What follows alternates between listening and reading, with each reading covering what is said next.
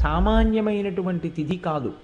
మాఘమాసంలో శుక్లపక్షంలో వచ్చేటటువంటి సప్తమిని రథసప్తమి అని పిలుస్తారు.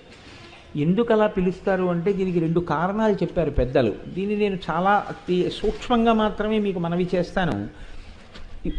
రేపు ఉదయం నుంచి సూర్యభగవానుడి యొక్క రథం ఉత్తర దిక్కుకు తిరుగుతుంది. దానివల్ల ఏమవుతుందంటే మిగిలినటువంటి గ్రహముల మీద ఉండేటటువంటి సూర్యుని యొక్క వెలుగు, సూర్యుని యొక్క ప్రకాశము కొన్ని గ్రహముల మీద తగ్గుతుంది. ఇంత పరమపుణ్యప్రదమైన ఉత్తరాయణ పుణ్యకాలంలో ఎటువంటి పాపములు చెయ్యకుండా ఉండగలిగేటటువంటి శక్తి మేధస్సుకి దేనివల్ల కలుగుతుంది అంటే, ఈ కాలమునందు చంద్రప్రకాశం చేత జిల్లేడాకు మీద ఉండేటటువంటి నూగులాంటిది రేగుపండు తలకి తగిలి బ్రహ్మస్థానమునందున్న వేడితో అది సంయోగాన్ని చెందితే రాబోయేటటువంటి కాలంలో వడదెబ్బ తగలకుండా కావలసినటువంటి శక్తిని తల పుంజుకుంటుంది, ఓషధీ శక్తిని. రెండు, ఇంత పరమ పవిత్రమైన ఉత్తరాయణ పుణ్యకాలంలో ఎటువంటి పాపకర్మలు చెయ్యకుండా మనిషి రక్షింపబడతాడు. మూడవది ఏమిటి అంటే, మీకు ఇందాక చెప్పానే యావజ్జీవ కారాగార శిక్ష పడిన వాడిని 12 సంవత్సరముల తర్వాత వదిలేసినట్టుగా ఈశ్వరుడు ఒక్క మనుష్యుడికే ఒక అనుగ్రహం ఇచ్చాడు. ఇది ఎంత తేలికైన అనుగ్రహం ఇచ్చాడంటే, రేపటి రోజు ఉదయం రథసప్తమి తిథి ఉండగా సమంత్రక స్నానం చెయ్యాలి. మంత్రం లేని స్నానం మీరు చేశారనుకోండి, అది కాకి స్నానం అని పిలుస్తారు. దానివల్ల ప్రయోజనం ఏమి ఉండదు. జిల్లేడాకులు రేగుపళ్ళు తల మీద పెట్టుకుని నేను పోసుకున్నానండి అన్నారనుకోండి, దానికి ఏం ఉపయోగం ఉండదు. సమంత్రకమే చేయవలసి ఉంటుంది స్నానాన్ని. దాన్ని మంత్రస్వరూపాన్ని ఏం చేస్తారంటే, అందరికీ అందుబాటులోకి తీసుకురావడం కోసం మంత్రం అంటే అంగన్యాస కరన్యాసాలు ఉండాలి, ఒక ఉపదేశం ఉండాలి. ఇవన్నీ మళ్ళీ అందరికీ ఎలా అందుబాటులోకి వస్తాయి? మళ్ళీ అందరూ దీని ఫలితాన్ని ఎలా పొందుతారు? ఇప్పుడు ఆ మంత్రాన్ని శ్లోక రూపం చేస్తారు, అంటే ఇంకా అనుగ్రహిస్తారు. ఇప్పుడు మీరు ఆ శ్లోకం చెప్పిన తరువాత రేగుపళ్ళు జిల్లేడు పళ్ళు తల మీద పెట్టుకుని అప్పుడు నీళ్లు పోసుకుంటే అవి జారి కింద పడిపోతాయి. అలా పడిపోయి అనుకోండి, 7 జన్మల క్రితం చేసినటువంటి పాపాలని ఆ స్నానంతో తీసేస్తారు. అది ఎప్పుడు ఉంటుంది అంటే, ఒక్క రథసప్తమి నాడు మాత్రమే ఇస్తారు ఆ అనుగ్రహాన్ని. అది ఎలా ఎందుకు ఇస్తారు అంటే, ఈశ్వరుడి యొక్క అనుగ్రహం అంతే. అవి ప్రశ్నించడానికి ఏం ఉండదు. ఎందుకుండదు అంటే, నేను ఇందాక మీకు అందుకే ఉదాహరణ చెప్పాను. యావజ్జీవిత కారాగార శిక్షని తగ్గిస్తే మీరెవరు అడగడానికి? మీరు నేను అడగడానికి ఏం ఉండదు. వీడు జైల్లో బాగానే ఉన్నాడు అని ఒక ఆయన సర్టిఫికేట్ ఇచ్చాడు, ప్రభుత్వం విడుదల చేసింది, అంతే. ఆయన జనజీవన స్రవంతిలోకి వచ్చేసాడు. అలాగే ఈశ్వరుడి కృప కొన్ని నైమిత్తిక తిథుల యందు ప్రసరణం జరుగుతుంది.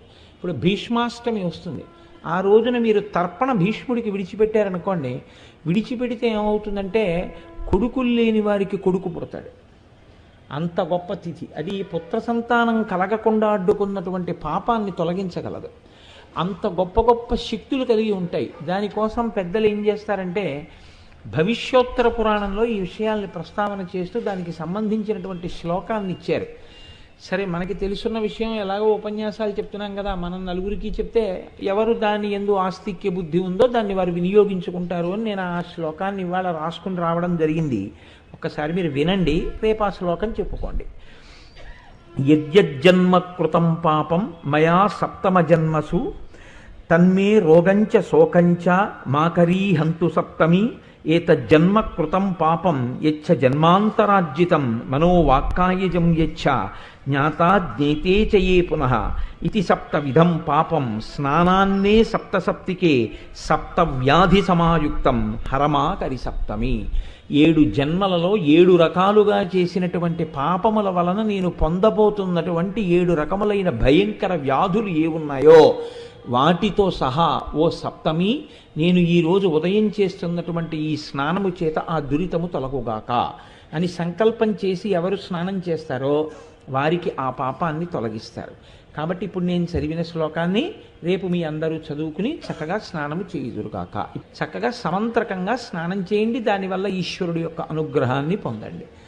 ఈశ్వరుడు అనుగ్రహిస్తే మాత్రం ఎంతమంది ఈ శ్లోకం చదివి స్నానం చేస్తారని మీరు అనుకుంటున్నారు? చేసుకోలేరు.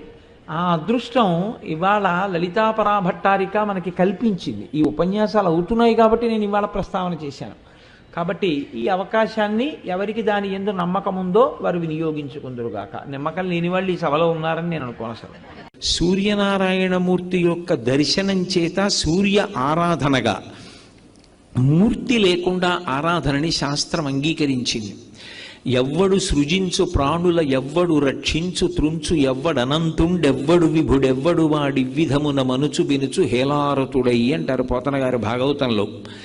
ఈ సమస్త సృష్టిని ఎవరు చేస్తున్నాడో, ఈ చేసినటువంటి సృష్టిని అంతటినీ కూడా ఎవరు నిలబెడుతున్నాడో, ఈ సృష్టిని అంతటినీ మళ్ళీ హేళగా ఎవరు లయం చేస్తున్నారో ఆయనే పరబ్రహ్మం. ఆయనే ఒకనాడు సృష్టికర్త బ్రహ్మగా కనపడతాడు. ఆయనే ఒకనాడు స్థితికర్త శ్రీ మహావిష్ణువుగా కనపడతాడు. ఆయనే ప్రళయకర్త అయినటువంటి మహేశ్వరుడిగా కనపడతాడు. కానీ సూర్యనారాయణమూర్తి దగ్గరికి వచ్చేటప్పటికి ఒక విశేషం ఉంది. పరబ్రహ్మస్వరూపం అనుభవంలోకి వస్తుంది తప్ప పరబ్రహ్మముగా ముగ్గురు మూర్తుల యొక్క కలయిక స్వరూపంగా కరచరణాదులు లేకుండా ఈ మాంస చక్షువుతో దర్శనం చేయడానికి వీలైనటువంటి వెలుగుల ముద్దయినటువంటి పరబ్రహ్మస్వరూపం ఏది అంటే ఒక్క సూర్యనారాయణమూర్తి.